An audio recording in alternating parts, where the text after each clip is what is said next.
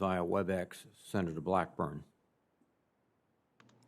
Thank you, Mr. Chairman. Ms. Wallander, I want to come to you. You were the Russia director at NSC at the time when things were happening in Eastern Europe, much like they are right now, including Russia's invasion of Crimea and the separatists that were there, the fomenting of the separatists in the Donbass. So, what parallels, very quickly, do you see between that time and currently what we are seeing with the Russian buildup on the Ukrainian border? Senator, thank you for that question. I think it's an extremely important question. And very briefly, in 2014, the Russians tried to pretend it wasn't Russian forces invading Crimea or infiltrating and operating in the Donbass. They sought a form of implausible deniability in order to invade Ukraine. The difference is right now that facade of covert operation has been pulled away, and what we're seeing is direct threats and a direct massing of Russian forces. Now, let me ask you this. Following on with that, when you look at Russian leadership and Russian society, what parallels are you seeing between then and now? Because to us, it looks as if they're following much of the same pattern. Senator, I agree with you, and it's very concerning because the Kremlin used its operations and its falsehoods about Ukraine to ramp up Russian domestic anger at Ukraine, at the United States and NATO, and we are exactly seeing the same kind of efforts and operations to create that kind of false narrative that Russia is defending itself against American and NATO influence in Ukraine, when what Russia is doing is assaulting Ukrainian sovereignty and territorial integrity. Well, I agree with you that what Putin is trying to do is to test that resolve with NATO and with the U.S. So, do you support a continued robust EUCOM exercise schedule to really support our allies and deter this aggression? Senator, I do. A robust exercise calendar not only enhances interoperability and capabilities, and that's important for deterrence and defense, but it signals that. Increasing our lethal assistance, our cyber, our intel support. Where are you there?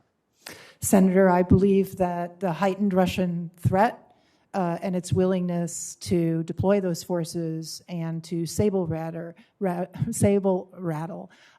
requires a reevaluation of Ukraine's defense and military needs. And if confirmed, I would focus on that and take appropriate lessons. All right, and the EFPs, I had the opportunity to visit some of our Tennessee troops that were there on an EFP mission in Poland. And so, where, as the NSC director for Russia at the time, did you support the EFPs? Do you believe they should be supported today? Should we continue this participation? Senator, I do support that framework for enhancing American presence and contributions to the security and operations of our partners and allies, especially our allies in the instance that you cite in Poland. Well, if Russia invades Ukraine, should we establish more of the EFP battle groups and push further south? Senator, I agree with you that if Russia further invades Ukraine, we need to reevaluate NATO posture, including U.S. contributions to NATO posture. And I would look at exactly the issues that you highlighted in your question because I think they are key. And in principle, I would support a increased American, at least rotational presence in the region.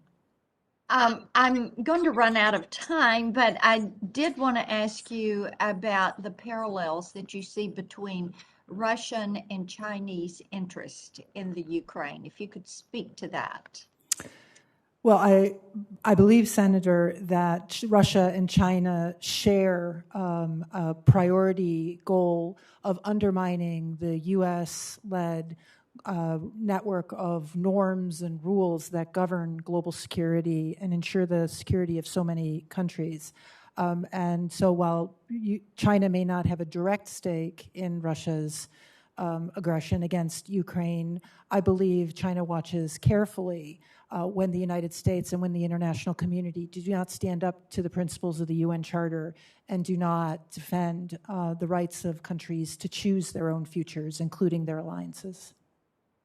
I will submit some questions to you and Dr. Plum dealing with nuclear presence and the nuclear posture review. And thank you so much for your time today. Thank you, Mr. Chairman.